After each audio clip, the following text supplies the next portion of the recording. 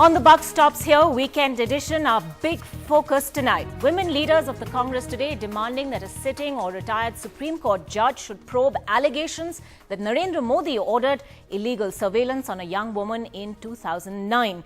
Two investigative portals, Cobra Post and Gulel, had claimed on the 15th of this month that Amit Shah, the former Home Minister of Gujarat and Narendra Modi's close aide, had ordered the surveillance at the behest of one Saheb. The Congress leaders argued that statements from the father of the woman as well as the BJP President Rajnath Singh had exposed that the Saheb in the sting was none other than Narendra Modi. They've questioned whether a person with such disregard for individual privacy guaranteed by the Constitution deserves to hold public office.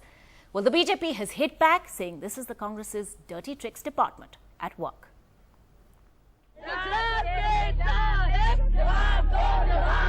The Congress has taken the snooping controversy to BJP Prime Ministerial candidate Narendra Modi's doorstep, accusing the Gujarat Chief Minister of overseeing the alleged spying on a young architect in 2009. The party now wants a judicial inquiry. It is Mr. Rajnath Singh and the girl's father themselves who come out and say that A, the surveillance happened, and B, the person referred to as Saheb who ordered the surveillance is Mr. Modi. Mr. Modi will have to answer these difficult questions. Leave apart becoming a prime ministerial candidate, he does not deserve to even be a chief minister if this is proven. Phone conversations between Modi's key aide, former Gujarat Minister of State for Home Amit Shah, and an accused ATS officer in the Ishrat Jahan and Prajapati encounter case allegedly suggest that it was on Amit Shah's instructions that the woman was stalked and snooped on. The CPM has already asked for a judicial inquiry, as the alleged spying raises issues of the state infringing on civil liberties.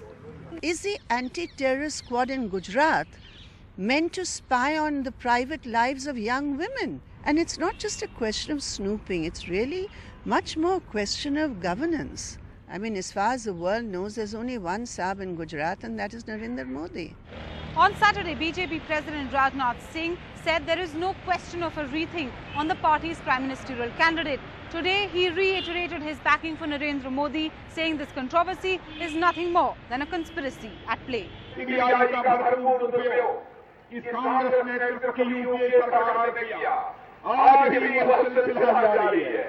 न जाने कैसे कैसे षड्यंत्र हो रहे हैं, न जाने किस प्रकार के तौर तरीकों से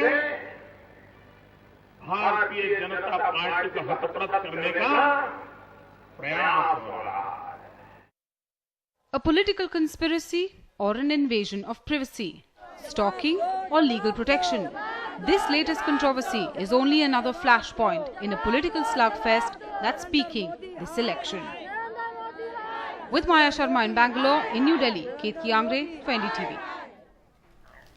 Well, joining us to raise all those questions and perhaps answer some of them, Jayanti Natarajan, Minister of State for Environment and Forests. She was also part of that press conference held by senior Congress leaders earlier today. Nirmala Sitharaman, national spokesperson for the BJP. Prashant Bhushan, member of Aam Aadmi Party and Supreme Court lawyer.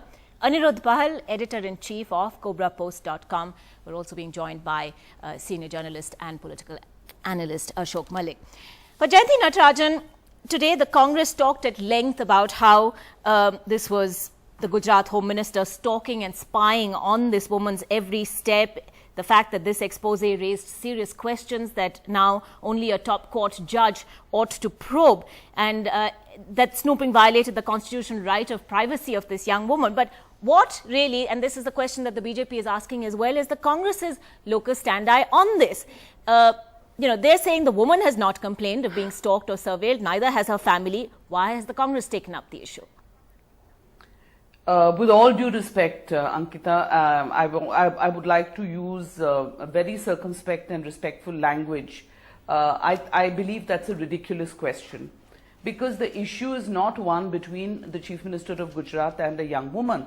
The issue is the use of the resources of the state.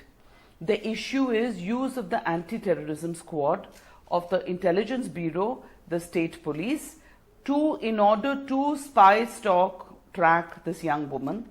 And the fact that her father requested this of an old family friend perhaps makes the matter worse, not better. And therefore the issue is, we would like to know, let me first take the larger picture, the very important picture. Why is an anti-terrorism squad following a young woman around for whatever reason? As an Indian, as a citizen, I'm entitled to ask this question. This is not a matter between a young woman and the Chief Minister or her father or brother or whatever that BJP spokesperson said. I saw that interview.